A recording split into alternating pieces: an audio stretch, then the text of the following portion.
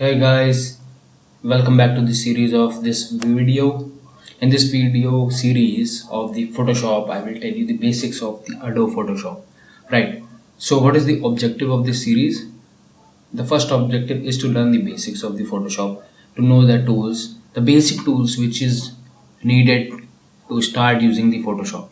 The second objective is it will help the audience, those who are into the web development or digital marketing, right, to make your images better and use it in your projects. Third objective is for the general audience, they want to just edit their photos or just want to create any kind of photos and manipulate those photos. You can watch this series, and if you are new to Photoshop, you don't have any idea, don't worry about this. You will learn just from the scratch in this Photoshop series. See you in the next video. Keep watching the series. Bye bye, have fun.